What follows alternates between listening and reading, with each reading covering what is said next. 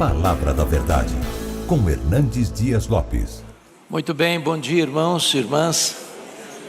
Privilégio estar aqui mais uma vez com vocês, na Escola Bíblica Dominical do dia 22 de setembro de 2024.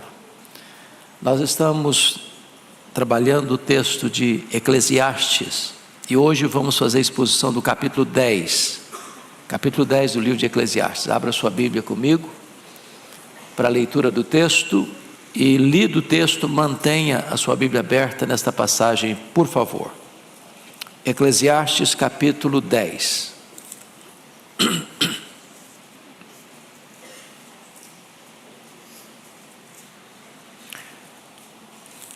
Esse texto diz assim: qual a mosca morta faz o unguento do perfumador exalar mau cheiro, assim é para a sabedoria e a honra um pouco de estultícia.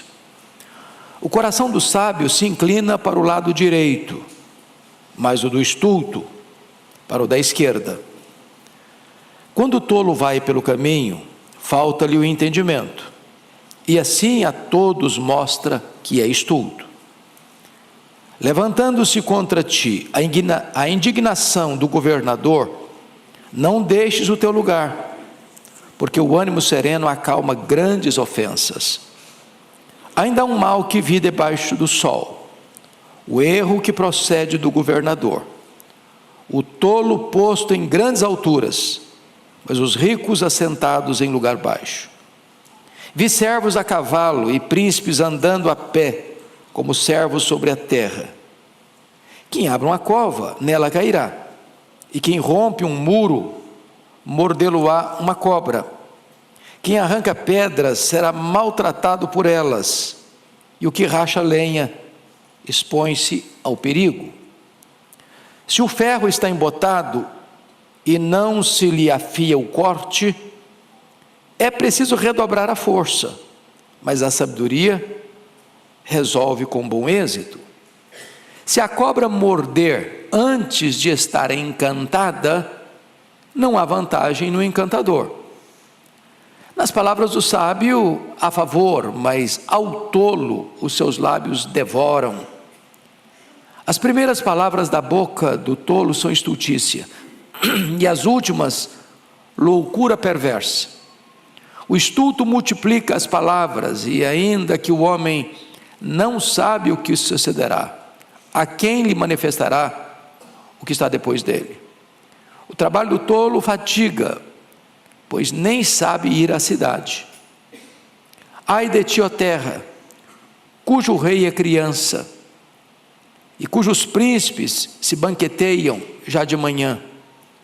Ditosa tu, ó terra, cujo rei é filho de nobres, e cujos príncipes se sentam à mesa a seu tempo, para refazerem as forças e não para a bebedice. Pela muita preguiça desaba o teto, e pela frouxidão das mãos goteja a casa. O festim faz-se para rir, o vinho alegra a vida, e o dinheiro atende a tudo. Nem no teu pensamento amaldiçoes o rei, nem tampouco no mais interior do teu quarto o rico, porque as aves dos céus poderiam levar a tua voz, e o que tem asas daria notícia das tuas palavras.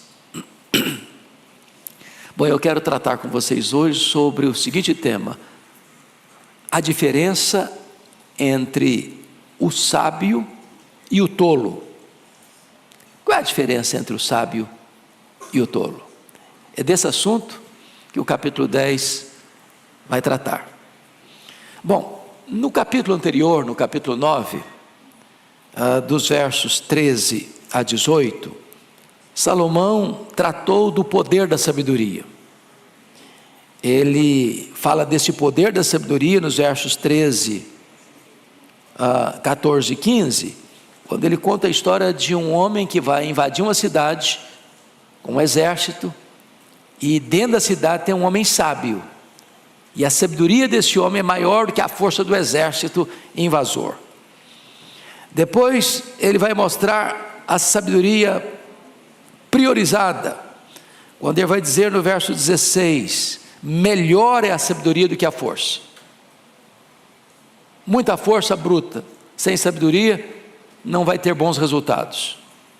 E ele vai mostrar a sabedoria aplicada no verso 18, melhor é a sabedoria do que as armas de guerra, ou seja, estratégia, planejamento, é muito melhor do que muita força, sem plano, sem diretriz, sem sabedoria. Ele deixou o assunto sabedoria, agora ele entra no capítulo 10, para fazer um contraste com essa sabedoria, e mostrar o que é a tolice, o que é a estultice. Então vamos ver qual é a influência desta tolice. Primeiro, cuidado com o efeito desastroso da tolice, da estultícia. E ele começa no versículo 1, a estultícia pode botar tudo a perder. E ele ilustra. Versículo 10, leia comigo, todo mundo. Qual a mosca morta faz o unguento do perfumador exalar mau cheiro? Assim é para a sabedoria e a honra pouco de estultícia. O que é unguento? Unguento é essência. É essência. Então todos vocês sabem disso. Você compra um perfume, esse perfume é resultado de uma essência que foi trabalhada. Por exemplo, você lê lá em João 12, que Maria tinha um vaso de alabastro cheio de um perfume preciosíssimo, feito de quê? De nardo puro. O nardo era a essência. O perfume preciosíssimo foi feito do nardo. O unguento é a essência. Então o perfumador está lá trabalhando. Daquela essência ele vai fazer o perfume. Se tem dentro da essência uma mosca morta, a mosca morta vai exalar mau cheiro. Tudo que ele produzir dessa essência, desse unguento, vai ter o mau cheiro, vai comprometer a qualidade do seu produto. É uma ilustração muito simples, mas muito eloquente, muito clara. E o que significa então? Você pode fazer muita coisa certa, você pode acertar 99%, você comete um deslize, um erro, um desequilíbrio, um passo em falso, uma escorregadela, e tudo aquilo que você fez fica o quê? Comprometido, em virtude de uma postura, de uma atitude, de uma palavra, de um ato, de uma ação, de uma reação irrefletida, tola, estulta. Está claro isso? Então, o ponto aqui da sabedoria é o seguinte: você precisa vigiar, acautelar-se, porque basta um passo em falso, e as pessoas vão lembrar desse passo em falso, e não de uma vida toda numa jornada reta. É igual uma mosca que cai no unguento do perfumador. Pois bem, você poderia ilustrar isso biblicamente com a história do Davi, né? O Davi foi um rei extraordinário. O Davi foi o homem que expandiu o território de Israel. O Davi foi o homem que conquistou e dominou todos os inimigos à volta de Israel. Davi foi um homem de Deus, segundo o coração de Deus, um pastor, um guerreiro, um líder, um rei. Mas um passo em falso que ele deu, numa tarde desavisada da vida, maculou a sua biografia. Segunda coisa que esse texto vai dizer é que a estultícia faz más escolhas. Verso 2, todo mundo comigo. O coração do sábio se inclina para o lado direito, mas o do estulto para o da esquerda. Calma, muita calma nessa hora. Muita calma nessa hora, porque certamente Salomão não está aqui tratando do espectro político, ideológico, ou do ideológico político. Então não estou ofendendo ninguém, nem da direita nem da esquerda aqui. É que na linguagem bíblica, o lado direito é o lado certo. Na linguagem bíblica, o lado esquerdo é o lado errado. É por isso que no dia do juízo final, como é que vai ser? O Senhor vai dizer aos que estiverem à sua esquerda: apartai-vos de mim. Ele vai dizer aos que estiverem à sua direita: vinde benditos de meu Pai. Então é uma linguagem bíblica. Por exemplo, quando Jacó vai abençoar os filhos de José, como é que chamava os filhos de José? Manassés e Efraim. Quem era o mais velho? Manassés. Quem era o caçula? Efraim. Qual era a cultura da época? É que o mais velho, o primogênito, recebia benefícios maiores. Até a herança dele era maior. Então o que José esperava? Que o Jacó botasse a mão direita em cima da cabeça de quem? Do Manassés. E botasse a mão esquerda na cabeça do Efraim. O Jacó cruzou as mãos. E o José ficou bravo com ele. Não, meu pai, o senhor está errado. Não, o mais velho é o Manassés. Bota a mão direita na cabeça do mais velho. Não, meu filho, eu sei o que estou fazendo. Eu sei o que eu estou fazendo. Então, qual o problema do tolo? É que o tolo toma a decisão errada. O coração dele se inclina para a esquerda, para o lado errado. E isso significa que o cuidado é do coração. A Bíblia diz: tudo que você deve guardar, guarde o quê? Seu coração, porque dele procedem as fontes da vida. O que está lá no Salmo 119, versículo 11?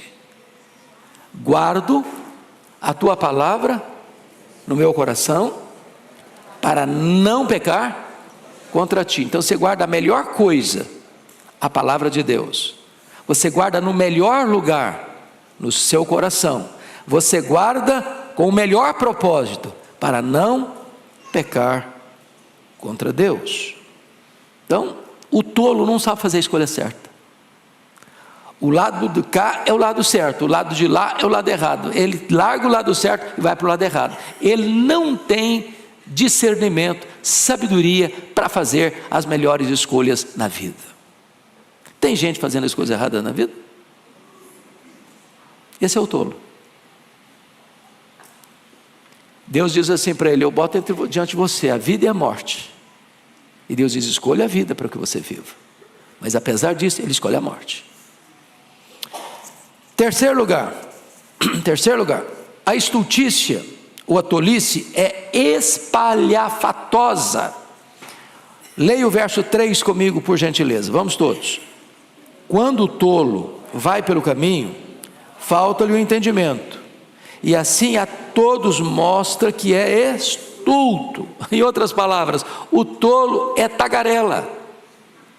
Todo mundo fica sabendo que ele é tolo, porque não consegue ficar calado. A Bíblia diz que até o tolo, quando se cala, é tido por sábio.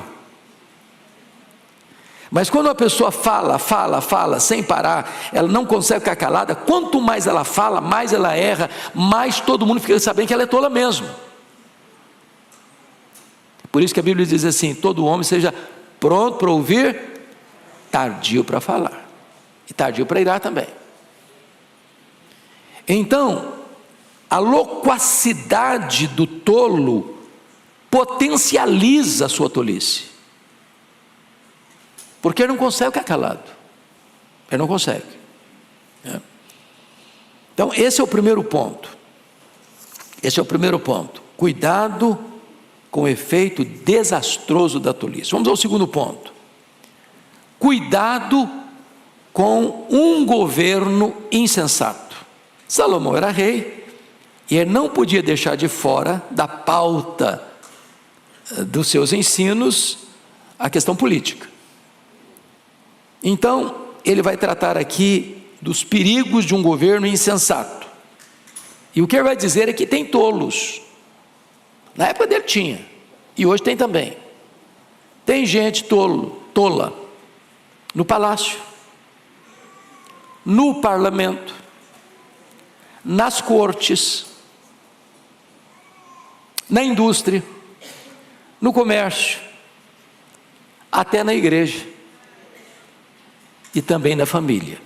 Ou seja, tem gente tola em todos os setores da sociedade. Mas agora ele vai descrever o perigo que é ter um tolo governando. Um tolo governando.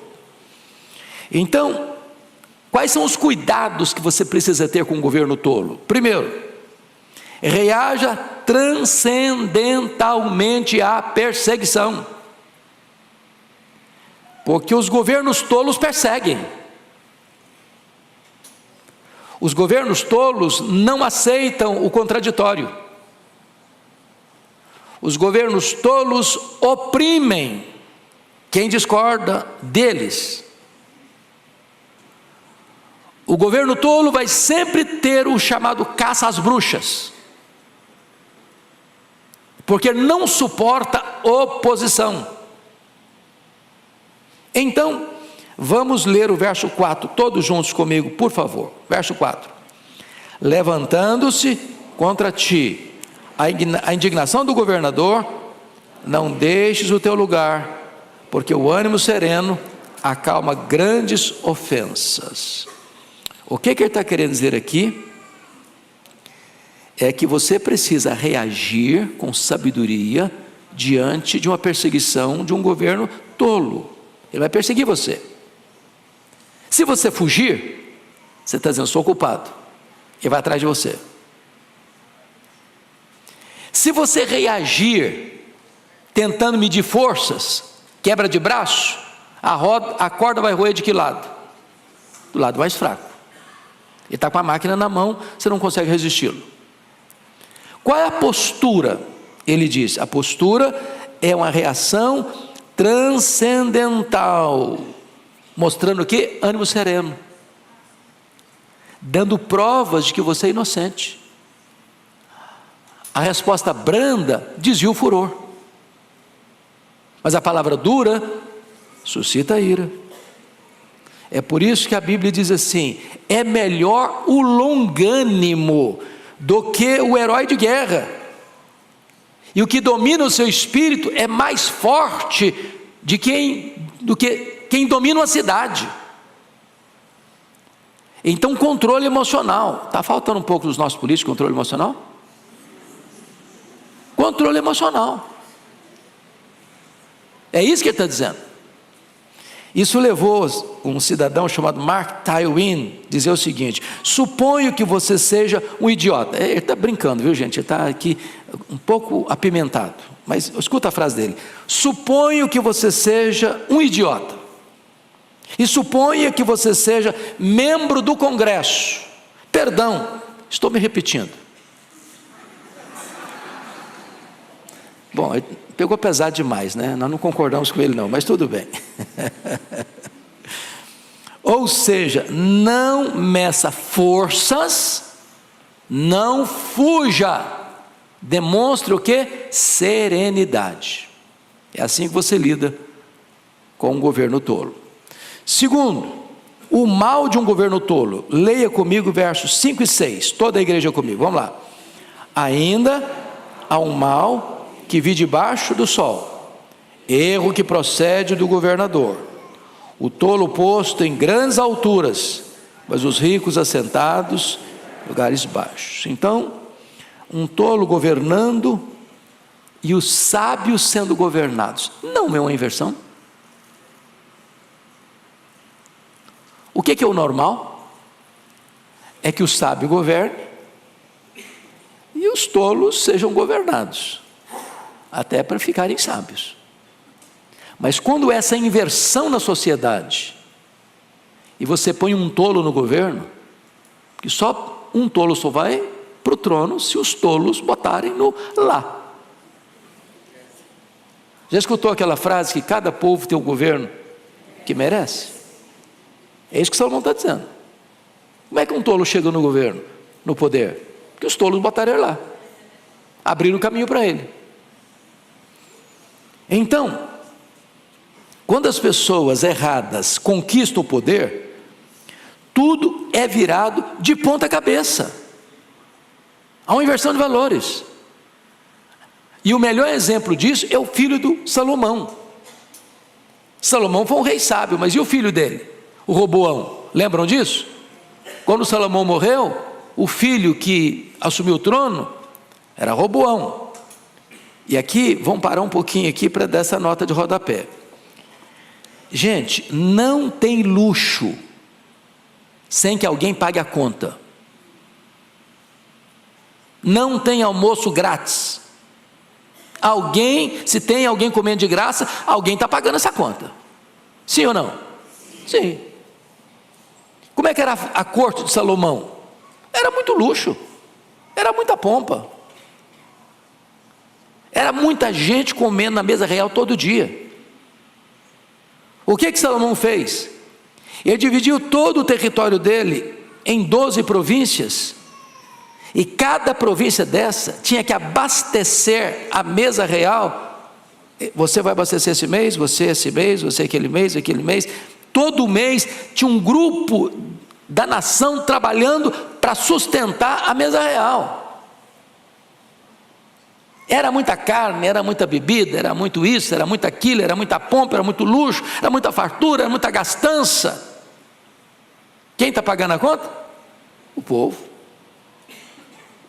O governo precisa arrecadar mais, mais imposto, mais tributo, mais isso, mais aquilo. Quem está pagando a conta? O povo. Tem outra fonte para tirar? Não tem, é do povo, é do bolso do povo.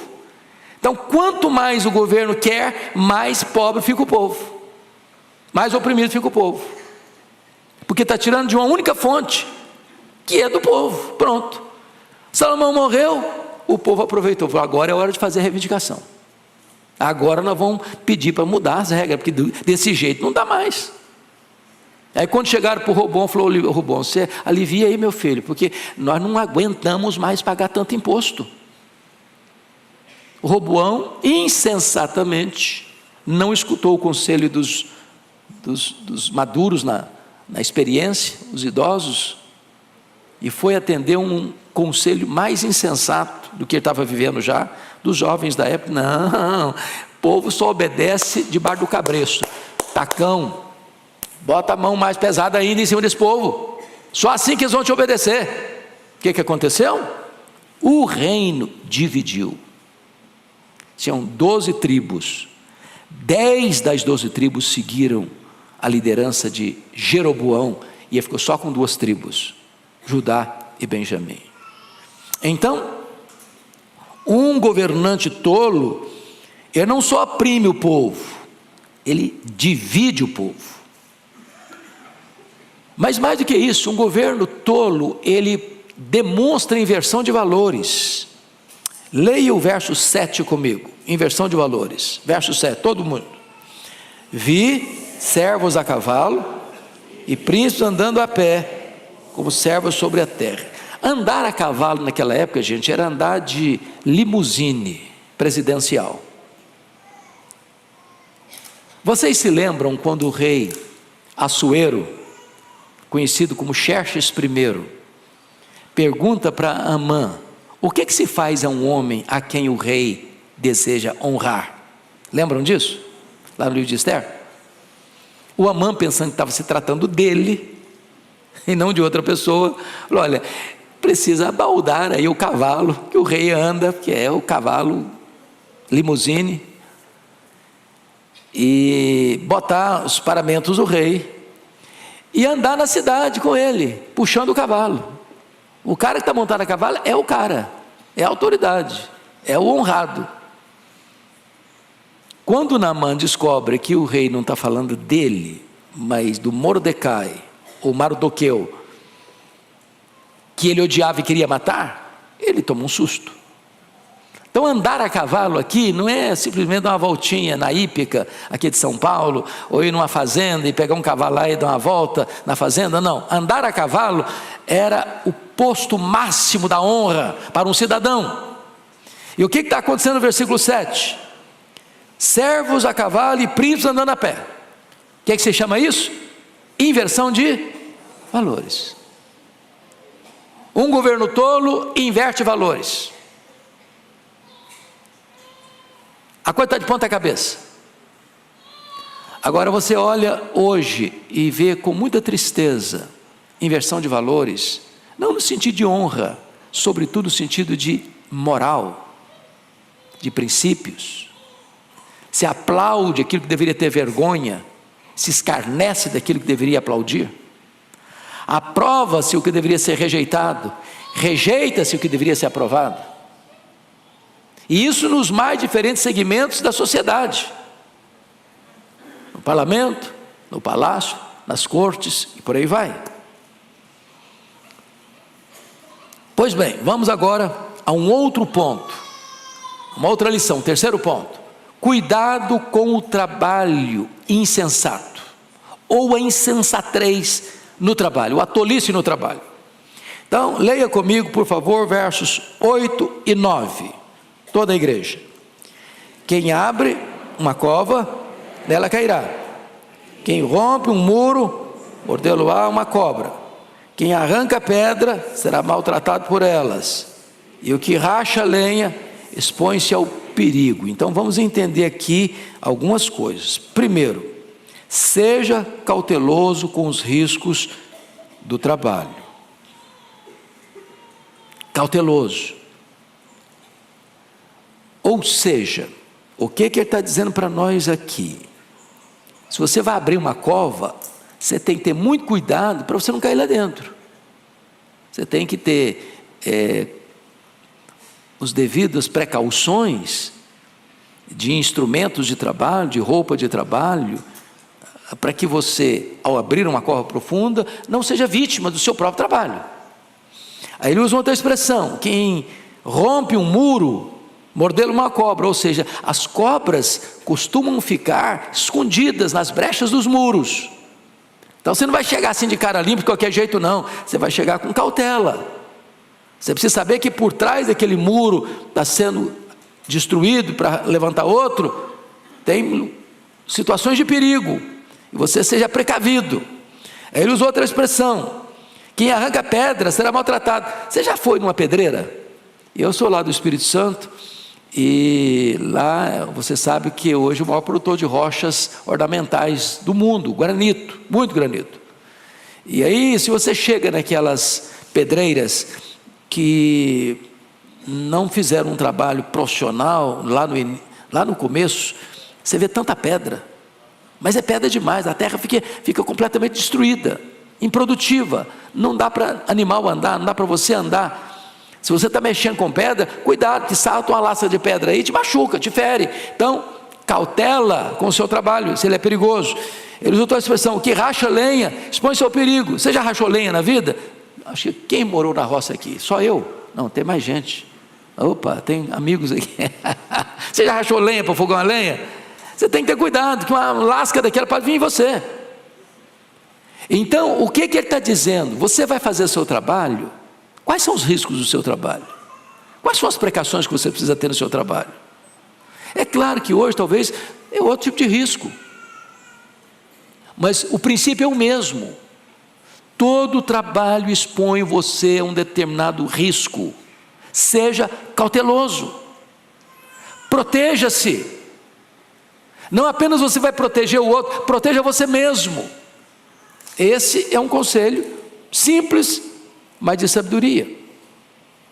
Segundo ponto: tempo gasto em amolar o machado não é tempo perdido. Leia comigo o verso 10, por favor. Se o ferro está embotado, não se lhe afia o corte, é preciso redobrar a força, mas a sabedoria resolve com bom êxito. Então, eu acho que alguns aqui já mexeram com machado. Quem já cortou uma árvore com machado aqui? Vamos ver. Rapaz, que coisa chique, hein? O que é fundamental se você vai cortar uma árvore ou uma tora com um machado? É que ele seja o quê? Afiado. Já tentou cortar uma árvore com machado cego? Vamos pegar uma figura talvez mais democrática. Você já tentou trabalhar na cozinha com a faca cega? É horrível, não é não?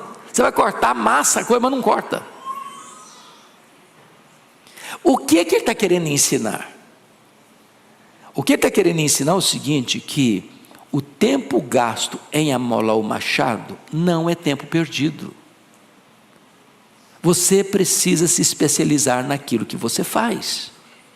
Você é um agricultor que lida com ferramentas como machado, então você vai afiar o seu machado. Você é um profissional, de que área é a sua profissão? Você vai estudar para ser o melhor. Qual a sua área? Você não pode ficar para trás, e nem ficar no meio, porque o meio é o medíocre, é o que fica no meio, mediano. Você vai empenhar-se um pouco mais, esforçar-se um pouco mais, dedicar-se um pouco mais, afiar mais o seu machado, para você ter destaque, sucesso no seu trabalho. Você vai ter uma modalidade esportiva, por exemplo, uma Olimpíada. A imprensa destaca quem? Os 3 que foram para o pódio. Tem 100 esportistas lá, na mesma modalidade. Quem que o mundo conhece? Quem subiu ao pódio. E qual a diferença de quem subiu ao pódio para quem não subiu? Às vezes 1 segundo. Às vezes um tempinho, uma margem de treino. Eu não sei quantos aqui foram da era Zico, no Rio de Janeiro. Bom, vou confessar, sou flamenguista, melhor time do Brasil, com respeito aos demais. Eu sou capixaba torce para o time do Rio. Então, vocês que são cabecinha branca, lembram do Zico? Ele era chamado o Rei do Rio. E aí, bater falta para ele era um gol, quase garantido. E um dos colegas dele, um zagueiro chamado Moser, diz que quando todo mundo ia embora, o Zico ficava sozinho no campo, botava a barreira e batia a falta, e batia a falta, e batia a falta, e batia a falta, e batia a falta. Não errava, era muito raro ele errar uma. Mas para que ele fosse o homem excelente que foi no esporte, afiou o machado, afiou o machado, afiou o machado, afiou o machado. Isso em qualquer área da vida. Então eu quero aqui estimular você a se tornar um especialista. Agora vamos fazer aplicação espiritual. Você é crente? Afia o seu machado, varão. Não seja crente meia boca. Não esteja crente sem corte. Seja crente de verdade. É essa lição que o texto está querendo nos passar. Eu não sei se você já viu essa brincadeira, é brincadeira com certeza, mas dizem que vai fazer uma obra, por exemplo, você vai fazer uma obra. Qual a diferença entre um japonês e um português, um brasileiro? Que o japonês planeja 11 meses para executar num mês. O brasileiro planeja 1 mês para executar em 11 meses. Planejamento vai diminuir o seu trabalho, o seu esforço, seus gastos. Afia o seu machado. Bom, então vamos a uma outra lição de cuidado com o trabalho. Seja cauteloso com os riscos do seu trabalho. Primeiro, tempo gasto em amolar o machado não é tempo perdido. Terceiro, haja com celeridade, com rapidez. Leia o verso 11 comigo. Vamos juntos. Se a cobra morder antes de estar encantada, não há vantagem no encantador. Bom, o que ele está querendo dizer aqui? A ênfase aqui está na rapidez, na celeridade. Um atraso pode ser fatal. Dizem os entendidos que as cobras não têm ouvidos externos, como nós temos. Captam as ondas sonoras pela estrutura óssea da cabeça. Ou seja, não é a música do encantador que encanta a cobra, que enfeitiça a cobra, mas os movimentos rápidos do encantador. Não é a música está lá só para enganar a pessoa que está fazendo, botando dinheiro lá para o camarada fazer a apresentação dele. É um movimento rápido. A cobra não está nem escutando a música. Ela está vendo um movimento rápido. Agora, se o encantador não tem agilidade, não tem rapidez, não tem celeridade, pá, a cobra morde nele. Se a cobra mordeu nele, ele perdeu a aposta. Ele não vai ganhar dinheiro, ele vai ser vítima. O que representa isso para nós, irmãos? Você não apenas precisa ter machado afiado, mas você precisa ter rapidez. Nós chamamos isso de eficiência, capacidade. Sabe o que vai fazer e faz com destreza, faz com agilidade, faz com rapidez, faz com eficiência, faz com conhecimento de causa. Isso aplica-se a todas as áreas da nossa vida, não é verdade? Não basta fazer, você tem que fazer com rapidez.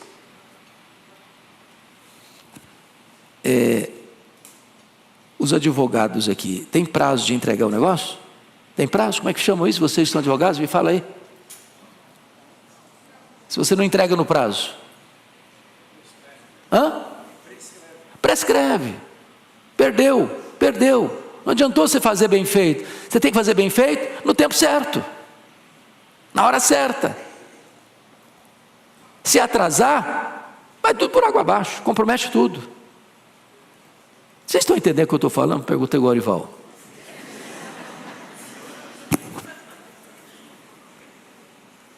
Então pensa na sua área lá. Qual a sua área profissional? Não precisa falar não. Sua área. Você é rápido? Você é ágil? Você faz a coisa certa, da maneira certa, no tempo certo? Ou você vai empurrando com a barriga? No tempo que der? Ou se rende à preguiça? Você vai cochilar um pouco, quem sabe amanhã dá prazo, quem sabe amanhã eu faço, outro dia eu faço. Tem uma ave lá no meu estado, chamada bacurau. E o bacurau é uma ave noturna, uma ave marrom. E sabe o que o bacurau canta e só canta isso? Amanhã eu vou, amanhã eu vou, amanhã eu vou. E não veio até hoje, e não vai vir nunca. Só promessa. Não tem rapidez, não tem agilidade. Então faça a coisa certa, machado afiado, mas faça no tempo certo, senão a cobra te pega. Senão a cobra te pega, se você não fizer na hora certa. Bom, dito isto, vamos agora para um outro aspecto do texto, né? Quarta lição do texto: cuidado com a língua insensata. Então, o perigo das palavras destruidoras, versículo 12, toda a igreja comigo. Nas palavras do sábio há favor, mas ao tolo os seus lábios devoram.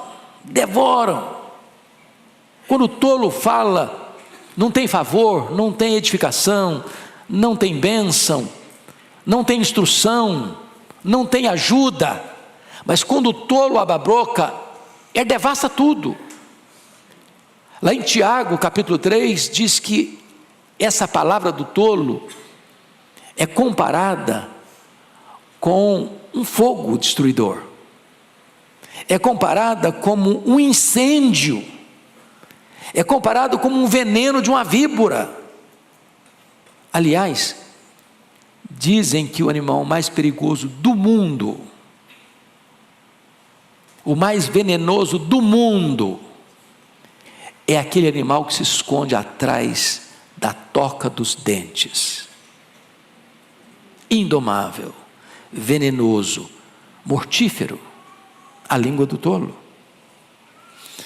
É por isso que a Bíblia diz assim, lá em Provérbios 18, 21, a morte e a vida estão no poder da língua. Quem bem a utiliza, come do seu fruto. Segundo lugar, o perigo das palavras pervertidas. Versículo 13, leia comigo. As primeiras palavras da boca do tolo são estultice, e as últimas, loucura perversa. Então, do começo ao fim, a boca do camarada é um problema. Tem gente que quando abre a boca, Pode escrever, é problema. Ele chega e abre a boca, tem problema, tem confusão, tem briga, tem discórdia. Ele chega, ele transtorna o ambiente. Ele abre a boca, ele abre uma cova, uma sepultura. As pessoas são machucadas, são feridas, gera contenda, induz ao erro e mata. Mas em terceiro lugar, Salomão fala do perigo das palavras descontroladas. Versículo 14, aliás, versículo 14. Leia comigo aí, por favor. O estulto multiplica as palavras, ainda que o homem não sabe o que sucederá. E quem lhe manifestará o que será depois dele? Meus irmãos, o tolo prova sua tolice porque não sabe ficar calado. Isso levou Platão, o pensador grego, a fazer a seguinte declaração: homens sábios falam porque têm algo a dizer. Homens tolos falam porque precisam dizer algo. Viu a diferença? O sábio tem algo a dizer, o tolo precisa dizer algo. Se esse algo tem relevância, se é bom, se é verdadeiro, se isso edifica alguma coisa, ele não está nem aí, ele tem que falar. Ele fala, não sabe o que fala e dá problema, fala e as consequências são danosas, mas ele fala e continua falando, e vai continuar falando mesmo. Ele não sabe ficar calado. As palavras são descontroladas, são um fluxo constante de insensatez. Mas finalmente, o perigo das palavras presunçosas. Versículo 15, leia comigo, 15. O trabalho do tolo o fatiga, pois nem sabe ir à cidade. Percebeu uma coisa? Salomão mudou das palavras para as ações. O tolo acha cansativo qualquer trabalho. Ele está rendido à preguiça, ele está rendido à incompetência. Ele nem sabe a cidade, mas ele fala como se ele fosse o arquiteto da urbanização da cidade. Ele não sabe nem chegar lá. Ele fala que seu projeto é megalomaníaco, mas o plano dele não passa de um galinheiro. Ele é loquaz. Constrói mundos e fundos nas nuvens, mas ele está rastejando como um réptil no chão. É triste isso. E isso levou Abraham Lincoln a fazer a seguinte declaração: é melhor calar-se e deixar que as pessoas pensem que você é um idiota, do que falar e acabar com a dúvida. Entenderam? Vou repetir: é melhor calar-se e deixar que as pessoas pensem que você é um idiota, do que falar e acabar com a dúvida. Falou, ninguém tem mais ideia mesmo, é idiota mesmo, todo mundo sabe. Então, se você não tem o que falar, não sabe o que vai falar, fica calado. Você está numa reunião, todo mundo está emitindo uma opinião, e você não quer ficar de fora. Eu tenho que falar alguma coisa também, porque eu entrei em silêncio, sem silêncio vai ser horrível para mim. Ele fala, estraga mais ainda, porque ele fala totalmente fora do contexto, e todo mundo sabe que ele está fora. É tolo, absolutamente tolo. Mas vamos então ao último ponto da mensagem. Agora ele volta para a política de novo. É até bom que nós estamos em véspera de política, né? É bom pensar nesse assunto, né? O sábio e o insensato agora, mostrando cuidado com os líderes insensatos. Versículo 16 a 20. Você pode ler comigo? 16 a 20? Não tem 20, né? Tem sim. 16 a 20. Vamos ler em voz bem clara esses versos? Toda a igreja comigo? Ai de ti, ó terra, cujo rei é criança, e cujos príncipes se banqueteiam já de manhã. Ditosa tua terra, cujo rei é filho de nobres, cujos príncipes se sentam à mesa a seu tempo, para refazerem as forças, e não para bebedice. Pela muita preguiça desaba o teto, e pela frouxidão das mãos goteja a casa. O festim faz-se para rir, o vinho alegra a vida, e o dinheiro atende a tudo. Nem no teu pensamento amaldiçoes o rei, e tampouco no mais interior do teu quarto o rico, porque as aves dos céus poderiam levar a tua voz, e o que tem asas daria notícia das tuas palavras. Então a grande pergunta aqui: quem é o teu rei? Quem é o seu rei? Quem é o seu rei? Sábio ou insensato? E aí você vai perceber que a diferença está na índole, nas práticas. Primeiro, reis com índoles diferentes. Ele fala aqui de um rei criança.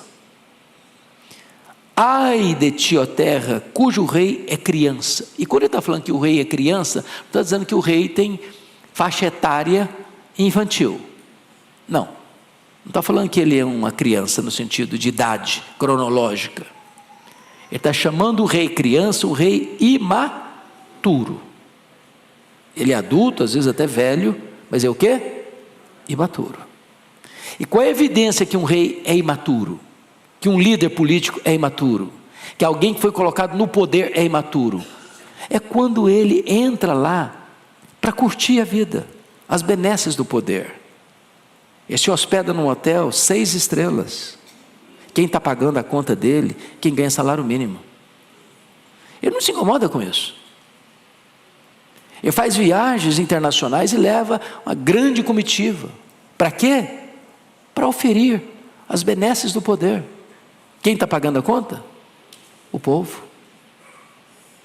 Ele levanta de manhã, ele não está pensando em construir e fazer o bem para o povo. Está pensando, como é que eu posso usufruir mais? Como eu posso desfrutar mais? Como a minha equipe pode oferir mais vantagens? Ele está dizendo isso. Ele levanta de manhã para beber.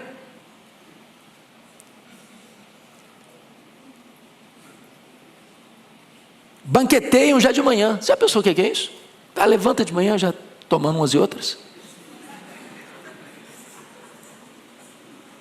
Ele perdeu a lucidez para trabalhar o restante do dia. Qual a diferença do rei sábio, que nomeia uma equipe sábia? Olha a resposta. Versículo 17: ditosa tua terra, cujo rei é filho de nobres, e cujos príncipes se assentam à mesa a seu tempo, para refazerem as forças, e não para bebedice. Ou seja, quando esse rei sábio vai sentar à mesa com a sua equipe, para que ele está sentando à mesa? Para comer, porque já trabalhou. Ele não come para trabalhar, ele trabalha e depois come, para refazer as forças, não para bebedice, refazer as forças para trabalhar mais, para servir mais. Ele não está lá para se beneficiar, para se lucupletar, para se abastecer, para se servir do povo. Ele está lá para servir o povo. Ô, gente, isso foi escrito há 3.000 anos. Há 3.000 anos. Se saísse estampado na Folha, no Estadão, ou nos telejornais, você pensava, está descrevendo a realidade de hoje.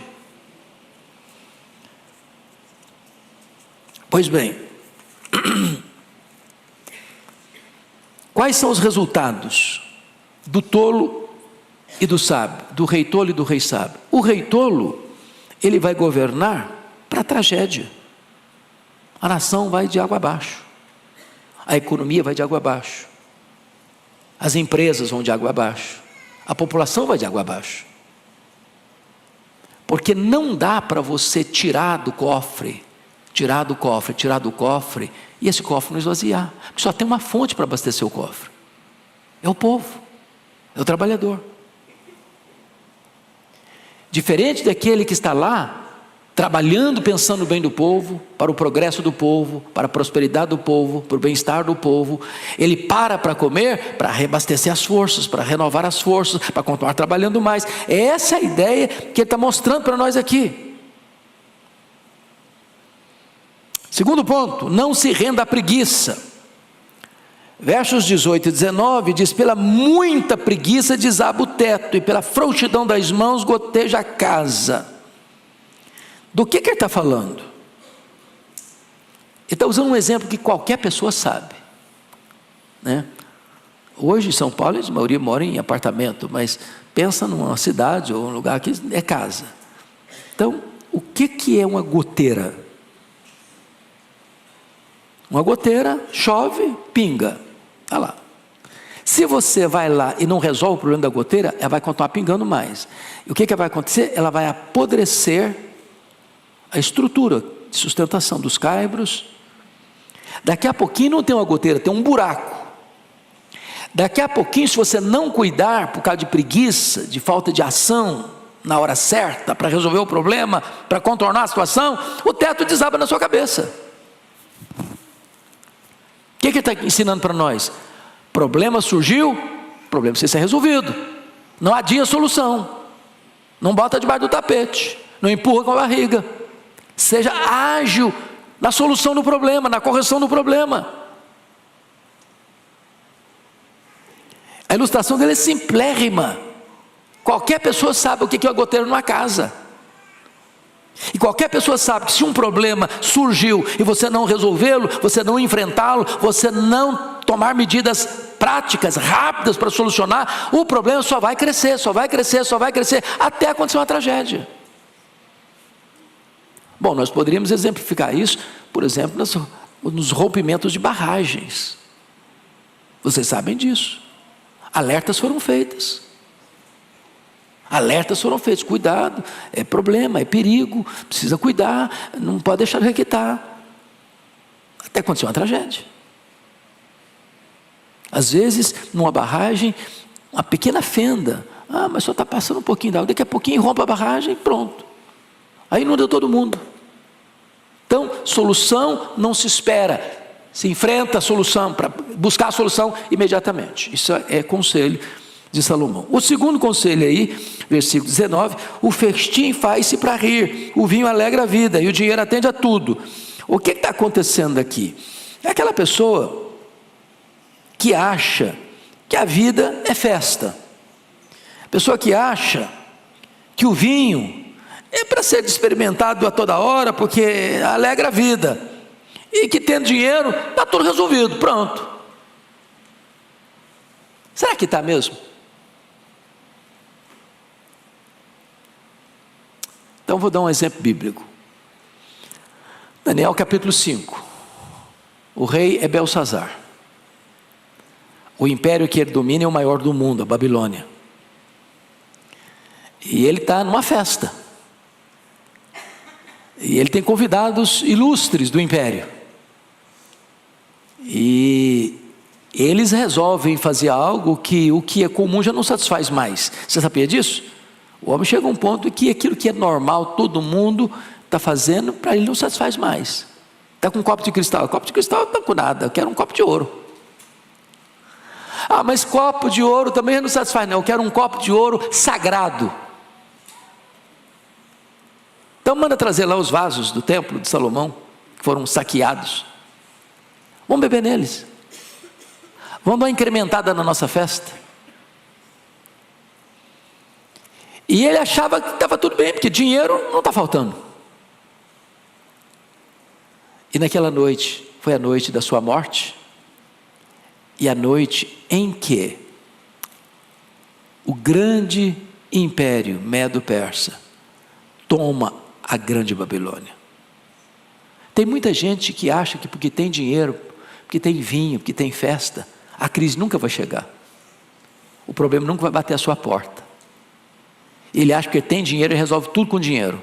E tem coisas que o dinheiro não resolve. O dinheiro não dá nem felicidade, nem segurança.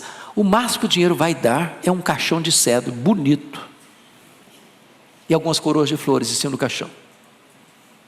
e mais nada. Ele não consegue atravessar essa fronteira da morte com você. Mas finalmente, o último conselho de Salomão: não solte a sua língua.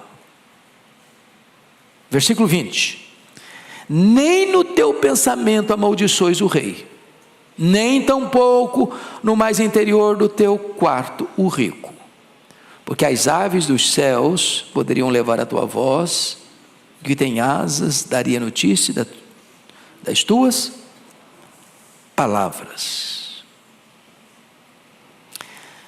O que ele está querendo dizer com isso? Você precisa ser prudente em seus comentários.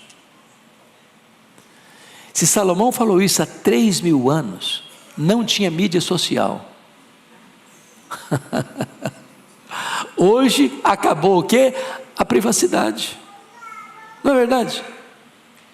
Onde você está, alguém está te vendo, alguém está te filmando, alguém está te gravando. E o passarinho que vai levar essa notícia hoje tem nome, é Twitter. O símbolo do Twitter é um passarinho. Vai twittar e vai arrebentar com você. Prudência, cautela. A minha mãe dizia que boca fechada não entra mosquito. Sabedoria popular. Então, gente, eu espero que Deus, por sua bondade e graça, nos ajude a observar esses conselhos práticos de Salomão, para o bem da nossa vida. Evita muito problema. Paulo, escrevendo aos Efésios, diz algo muito importante sobre esse assunto. Eu vou ler para vocês. Ele diz assim, versículo 29, 4:29, não saia da vossa boca nenhuma palavra torpe, e sim unicamente a que for boa para edificação, conforme a necessidade, e assim transmita graça aos que ouvem. Ou seja,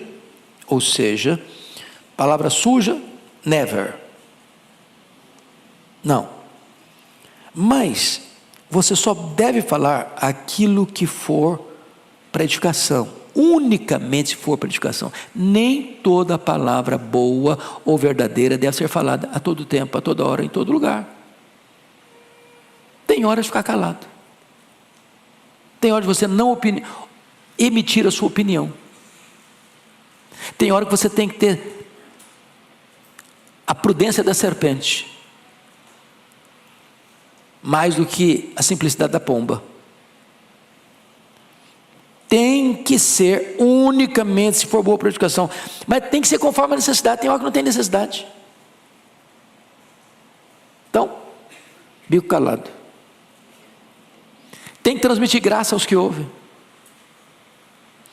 Então, Tiago diz que o homem que não tropeça no falar é um perfeito varão. Que Deus nos ajude a ter essa prudência. Vamos ficar em pé?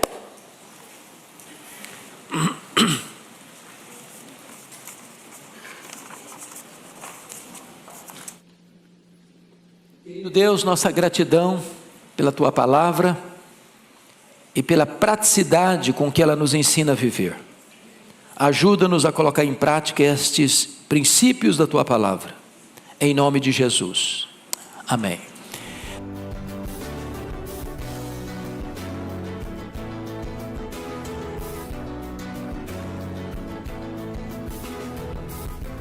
Palavra da Verdade, com Hernandes Dias Lopes.